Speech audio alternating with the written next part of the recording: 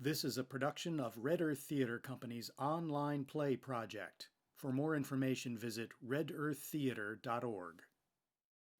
So, welcome to Red Earth Theater's online play project. We're doing these every Thursday. My name is Kate Hawkes. I'm the producing artistic director of Red Earth Theater. We have been here in the Verde Valley, Arizona for 7 years now. This is our home. And we have moved from, like many other performers, we have moved from the live world into the virtual world. And we are grateful we have that opportunity. And thank you so much for being here with us. We obviously started to do this when the COVID experience arrived. And we are deeply aware that we're living in very challenging times. And our hearts go out to everybody who is coping with so much loss, struggling to work under difficult conditions, know the world has changed and is dealing with uncertainty and that slow process of coming back into the real world while paying attention to what is happening. Added to that is the energy of Black Lives Matter. It has amplified the speed and urgency of change, and it has brought opportunities to truly look at who we are and how we live.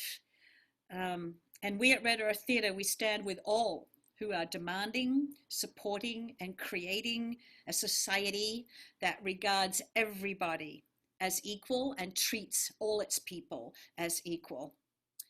We believe that the performing arts and the stories that we tell each other about the human condition are essential to creating community, a culture of caring, and ways to begin to understand who we are and to affect real change.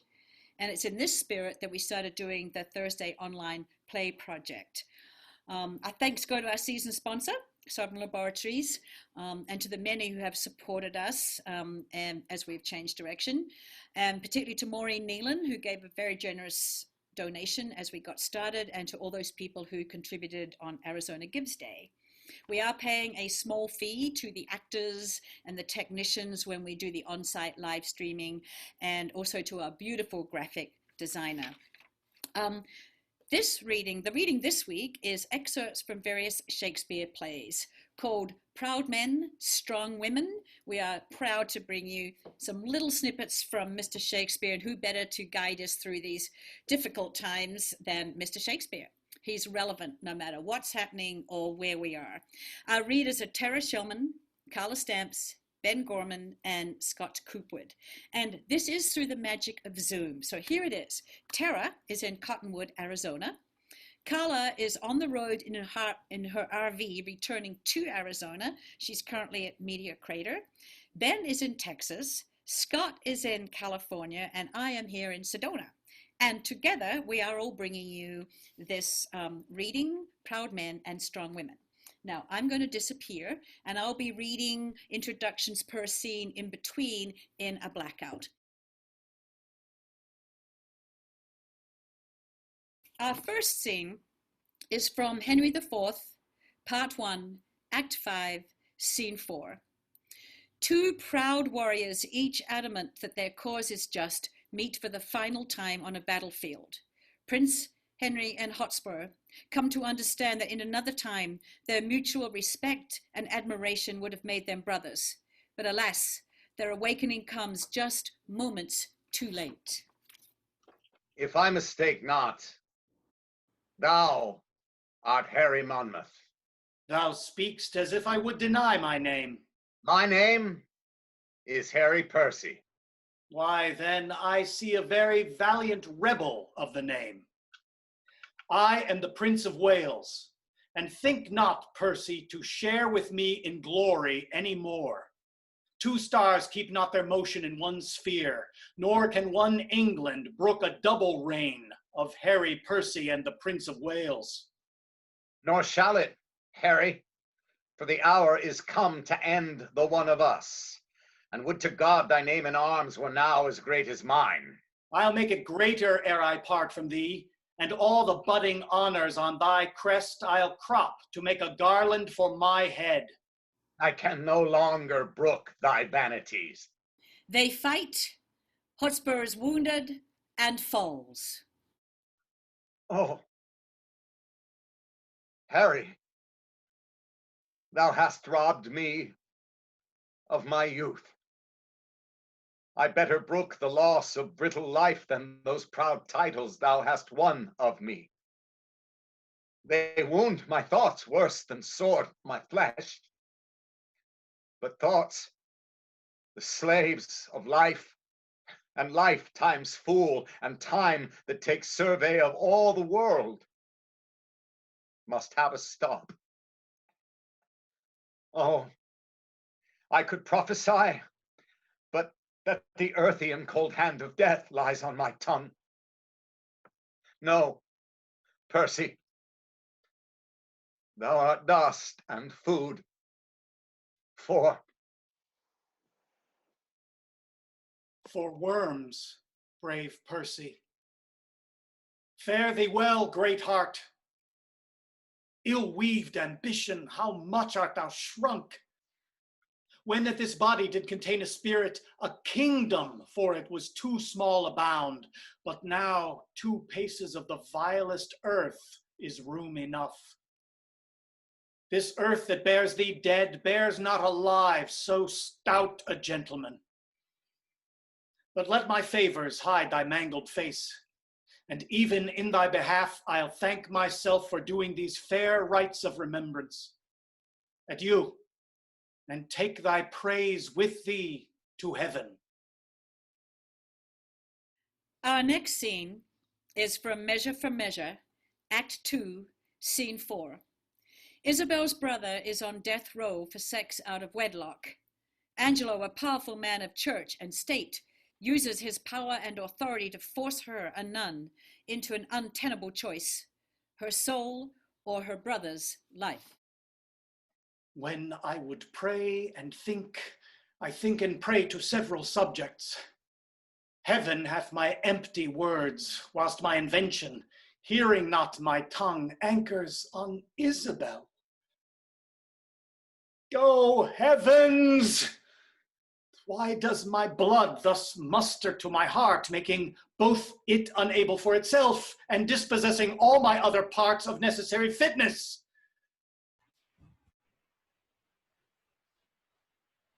How now, fair maid? I am come to know your pleasure. That you might know it would much better please me than to demand what 'tis. Your brother cannot live. Even so, heaven keep your honor. Yet may he live a while, and it may be as long as you or I. Yet he must die. Under your sentence? Yea. When, I beseech you, that in his reprieve, longer or shorter, that he may be so fitted that his soul sicken not. Ha, fie these filthy vices. It were as good to pardon him that hath from nature stolen a man already made, as to remit their saucy sweetness, that do coin heaven's image in stamps that are forbid. 'Tis all as easy falsely to take away a life true made, as to put metal in restrained means to make a false one. 'Tis set down so in heaven, but not on earth. Say you so? Then I shall pose you quickly.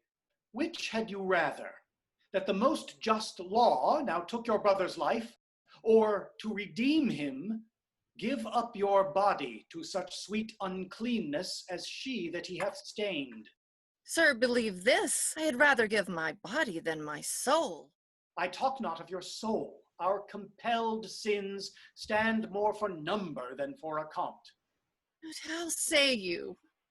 Answer to this.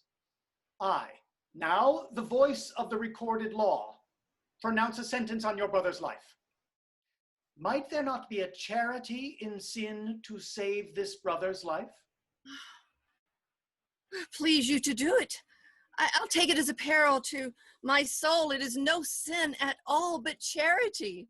Pleased you to do it at peril of your soul were equal poise of sin and charity. Well, that I do beg for his life. If it be sin, heaven, let me bear it. You granting of my suit, if that be sin, I'll make it my morn prayer to have it added to the faults of mine, and nothing of your answer. Nay, but hear me, your sense pursues not mine. Either you are ignorant, or seem so craftily, and that's not good.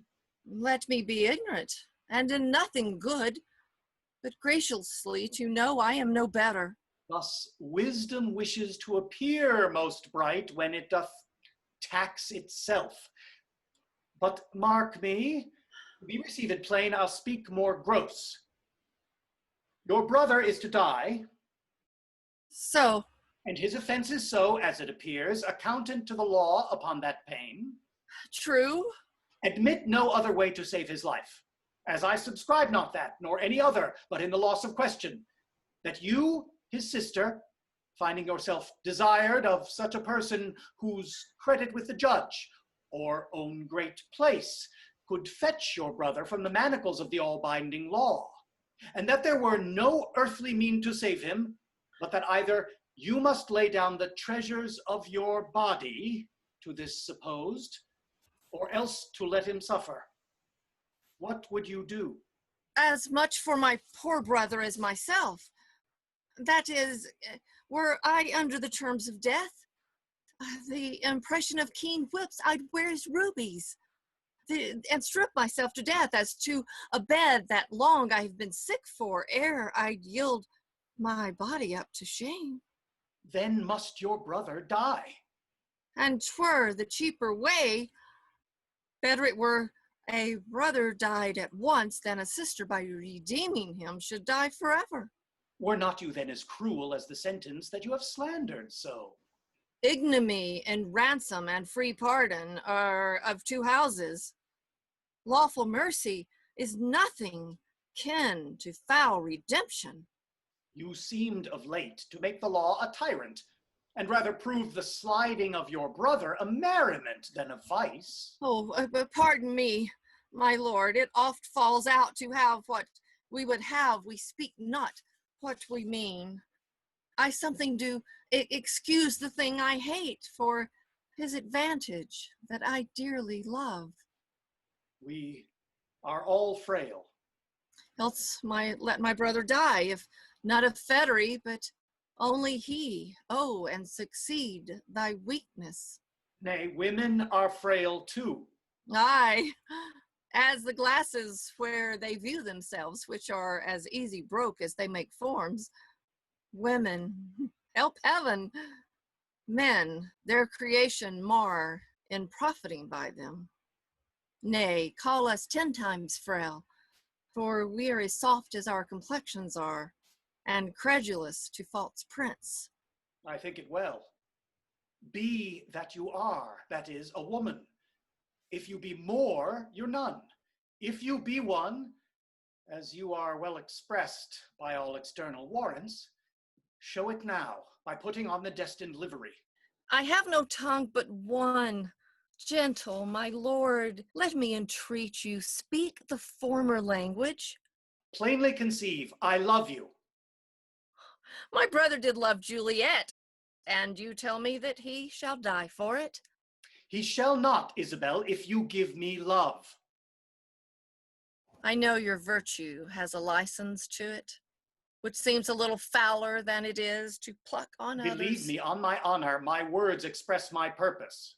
Ah, little honor to be much believed, and most pernicious purpose. Seeming, I will proclaim the Angelo, look for it. Sign me a present pardon for my brother, or with an outstretched throat I'll tell the world what man thou art. Who will believe thee, Isabel? My unsoiled name, the austereness of my life, my vouch against you, and my place in the state will so your accusation overweigh that you shall stifle in your own report and smell of calumny. Fit thy consent to my sharp appetite. Redeem thy brother by yielding up thy body to my will.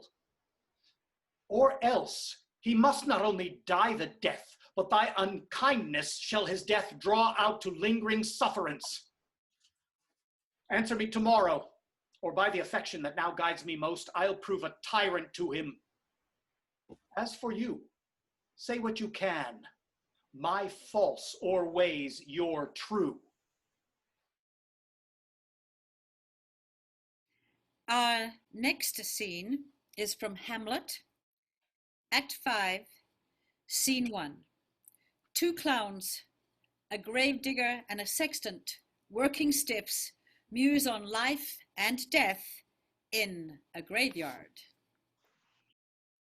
Is she to be buried in Christian burial that wilfully seeks her own salvation? Oh, I tell you she is, and therefore make her grief straight. The crowner has sat on her and finds it Christian burial. How can that be, unless she drowned herself in her own defence? Why, 'tis found so. It cannot be else. For here lies the point. If I drown myself wittingly, it argues an act, and an act hath three branches. It is to act, to do, to perform. Argal, she drowned herself wittingly. Nay, but hear you, Goodman Delver. Give me leave. Here lies the water. Good. Here stands the man. Good. If the man go to this water and drown himself, it is willy-nilly he goes. Mark you that.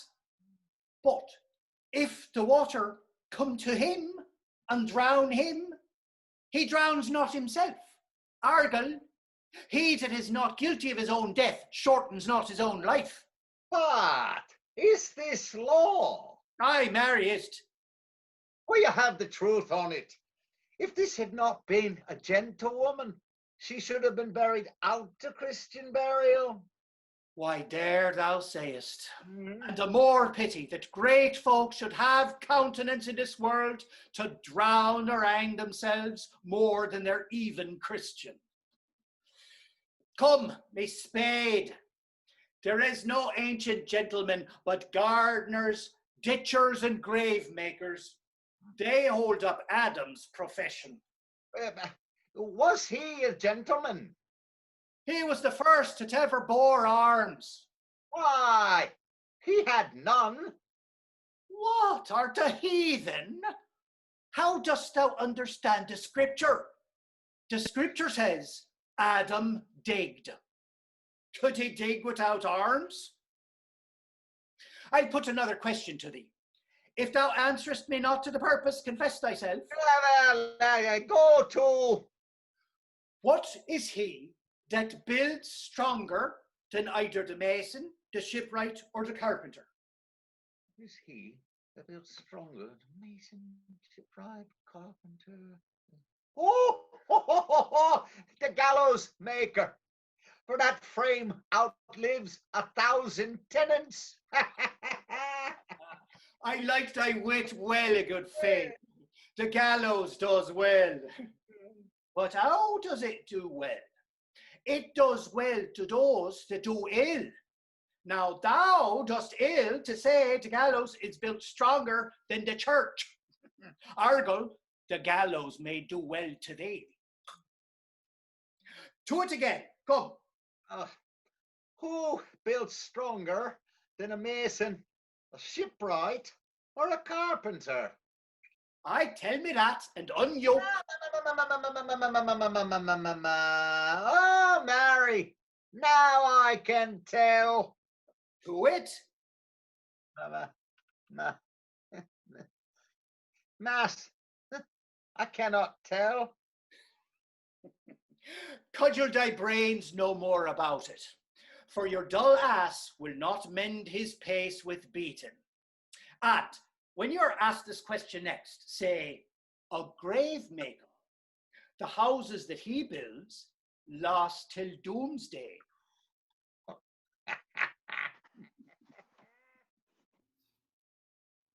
Our next scene is from Macbeth, Act III, Scene 2. After the deed is done and the Macbeths have been crowned, the overwhelming guilt and paranoia begins to tear them asunder. Naughts had, all spent, when our desire is got without content. 'Tis safer to be that which we destroy than by destruction dwell in doubtful joy. How now, my lord? Why do you keep alone? Of sorriest fancies your companions making, using those thoughts which should indeed have died with them, they think on? Things without all remedy should be without regard. What's done is done. We have scotched the snake, not killed it. She'll close and be herself, whilst our poor malice remains in danger of her former tooth. But let the frame of things disjoint, both the world suffer, ere we will eat our meal in fear and sleep in the affliction of these terrible dreams that shake us nightly. Better be with the dead, whom we to gain our peace have sent to peace, than on the torture of the mind to lie in restless ecstasy. Duncan is in his grave. After life's fitful fever, he sleeps well. Come on, gentle my lord, sleek o'er your rugged looks, be bright and jovial among your guests tonight. So shall I, love, and so, I pray, be you. Let your remembrance apply to Banquo. Present him eminence both with eye and tongue. Unsafe the while that we must lave our honors in these flattering streams and make our faces visards to our hearts, disguising what they are. You must leave this.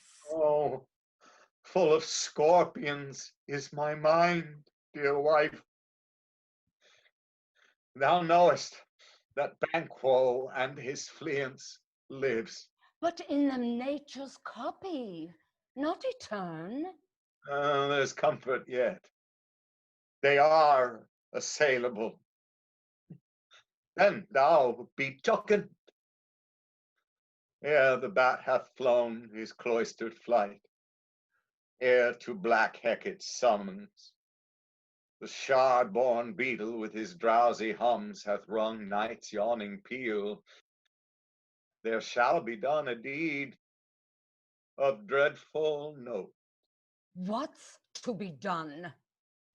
Be innocent of knowledge, dearest Chuck, till thou applaud the deed. Come, sealing night, scarf up the tender eye of pitiful day, and with thy bloody and invisible hand cancel and tear to pieces that great bond which keeps me pale. Light thickens, and the crow makes wing to the rooky wood. Good things of day begin to droop and drowse, whilst night's black agents to their praise do rouse. Thou marvelest at my words, but hold thee still. Things bad begun make strong themselves by ill. So, prithee, go with me. Our next scene is from Julius Caesar, Act I, Scene 2. Troubled by the increasing power of Julius Caesar and fearing tyranny in Rome, Cassius and Brutus, two influential friends and seeming allies, debate the future of the empire. Brutus, I do observe you now of late. I have not from your eyes that gentleness and show of love as I was wont to have. You bear too stubborn and too strange a hand over your friend that loves you. Cassius, be not deceived. If I have veiled my look, I turn the trouble of my countenance merely upon myself.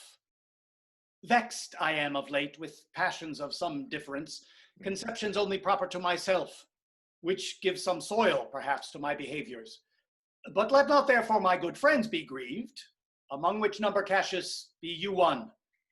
Nor construe any further my neglect, that poor Brutus, with himself at war, forgets the shows of love to other men. Then, Brutus, I have much mistook your passion. Tell me, good Brutus, can you see your face? No, Cassius, for the eye sees not itself, but by reflection, by some other things. 'Tis just. I have heard where many of the best respect in Rome, except immortal Caesar, speaking of Brutus and groaning underneath this age's yoke, have wished that noble Brutus had his eyes. Into what dangers would you lead me, Cassius, that you would have me seek into myself for that which is not in me? Therefore, good Brutus, be prepared to hear. And since you know you cannot see yourself so well as by reflection, I, your glass, will modestly discover to yourself that of yourself which you yet know not of. A crowd roars in the distance. What means this shouting? I do fear the people choose Caesar for their king. Aye. Do you fear it? Then must I think you would not have it so. I would not, Cassius. Yet I love him well. But wherefore do you keep me here so long? What is it that you would impart to me? If it be aught toward the general good, set honor in one eye and death in the other, and I will look on both indifferently. For let the gods so speed me as I love the name of honor more than I fear death. I know that virtue to be in you, Brutus, as well as I do know your outward favor. Well, honor is the subject of my story. I cannot tell what you and other men think of this life, but for my single self I had as lief not be as live to be in awe of such a thing as I myself. I was born as free as Caesar. So were you. We both have fed as well, and we can both endure the winter's cold as well as he. For once, upon a raw and gusty day, the troubled Tiber chafing with her shores, Caesar said to me, "Darest thou, Cassius, now leap in with me into this angry flood and swim to yonder point?" Upon the word, accoutred as I was, I plunged in and bade him follow, so indeed he did. The torrent roared, and we did buffet it with lusty sinews, throwing it aside and stemming it with hearts of controversy. But ere we could arrive the point proposed, Caesar cried, "Help me, Cassius, or I sink." I, as Aeneas, our great ancestor, did from the flames of Troy, upon his shoulder did the old Anchises bear, so from the waves of Tiber did I the tired Caesar. And this man is now become a god, and Cassius is a wretched creature, and must bend his body if Caesar carelessly but nod on him, ye gods. It doth amaze me a man of such a feeble temper should so get the start of the majestic world, and bear the palm alone. The crowd roars again in the distance. Another general shout. I do believe that these applauses are for some new honors that are heaped on Caesar. Why, man, he doth bestride the narrow world like a colossus, and we petty men walk under his huge legs and peep about to find ourselves dishonorable graves. Men, at some time, are masters of their fates. The fault, dear Brutus, is not in our stars, but in ourselves, that we are underlings. Brutus and Caesar. What should be in that Caesar? Why should that name be sounded more than yours? Write them together, yours is as fair a name. Sound them, it doth become the mouth as well. Weigh them, it is as heavy. Conjure with them, Brutus will start a spirit as soon as Caesar. Now, in the name of all the gods at once, upon what meat doth this our Caesar feed, that he is grown so great? Age, thou art shamed. Rome, thou hast lost the breed of noble bloods. When went there by an age since the great flood, but it was famed with more than with one man? When could they say till now that talked of Rome, that her wide walls encompassed but one man?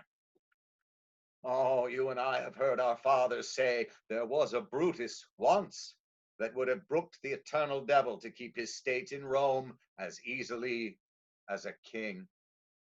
That you do love me, I am nothing jealous. What you would work me to, I have some aim. How I have thought of this and of these times I shall recount hereafter. For this present I would not, so with love I might entreat you, be any further moved. What you have said I will consider. What you have to say I will with patience hear, and find a time both meet to hear and answer such high things. Till then, my noble friend, chew upon this. Brutus had rather be a villager than to repute himself a son of Rome under these hard conditions as this time is like to lay upon us. I am glad that my weak words have struck but thus much show of fire from Brutus. Our final scene is from As You Like It, Act I, Scene 3. The newly banished Rosalind and her cousin and lifelong friend Celia are forced into a perilous choice: be separated forever or set out on their own. Celia hatches a bold plan. Oh, my poor Rosalind, whither wilt thou go? Wilt thou change fathers? I will give thee mine. I charge thee, be thou not more grieved than I am. I have more cause. Thou hast not, cousin. Prithee, be cheerful. Knowest thou not the Duke has banished me, his daughter? Well, that he hath not. No, hath not?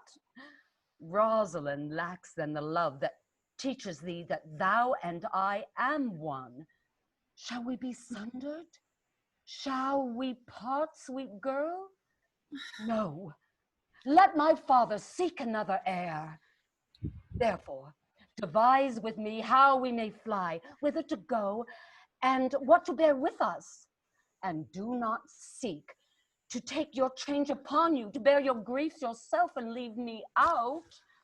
For by this heaven, now at our sorrows pale, say what thou canst. I'll go along with thee. Why, whither shall we go?